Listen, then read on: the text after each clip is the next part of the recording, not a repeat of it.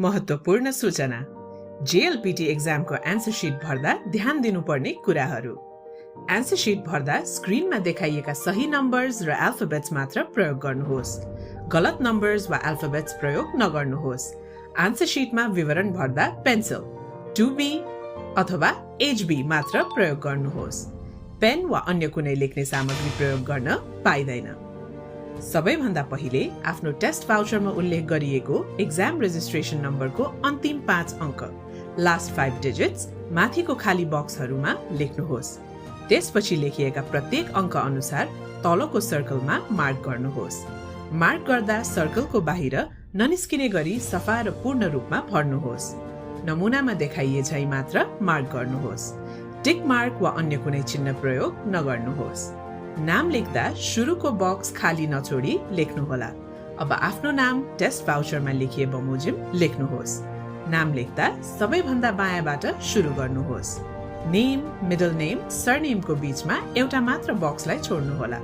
अनावश्यक स्पेस वा हाइफन जस्ता चिन्हहरू नराख्नुहोस्। आफ्नो सही डेट अफ बर्थ AD मा भर्नुहोला। BS मा जन्ममिति लेख्न पाइदैन। तपाईले भर्नुपर्ने विवरण यति मात्र हो। तपाईलाई प्रदान गरिएका सबै आन्सर सिटहरूमा यही प्रक्रिया अनुसार ध्यानपूर्वक विवरण भर्नुहोस्। N1 N2 को परीक्षामा जम्मा 2 वटा आन्सर सिट तथा N3 N4 N5 मा 3 वटा आन्सर सिट हुनेछन्। प्रत्येक आन्सर सिटको परीक्षा समाप्त भइसकेपछि माथिको पर्फोरेटेड एरिया च्यातेर छुट्याउन बनाइएको भागबाट सावधानीपूर्वक च्यातेर छुट्याई सम्बन्धित पेज बुझाउनु पर्नेछ।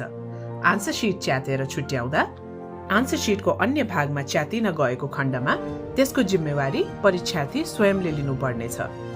पहिलो पेपरको परीक्षा सकिएपछि आन्सर सिटको पहिलो पेज, दोस्रो पेपरको परीक्षा सकिएपछि आन्सर सिटको दोस्रो पेज तथा तेस्रो अन्तिम पेपरको परीक्षा सकिएपछि आन्सर सिटको तेस्रो अन्तिम पेज बुझाउनुहोस्। ध्यान दिनुपर्ने महत्त्वपूर्ण कुरा, सबै पेपरको आन्सर सिटमा पहिलो पेपरको परीक्षा सुरु हुनु अगावै आफ्नो सिम्बल नम्बर, नाम, थर, जन्ममितिको सही विवरण पूर्ण रूपमा भरेर राख्नुपर्नेछ। परीक्षा सुरु भएपछि आफ्नो विवरण भर्ने समय उपलब्ध हुने छैन। त्यसैले समयको व्यवस्थापन आफैले जिम्मेवारीपूर्वक गर्नुहोस्।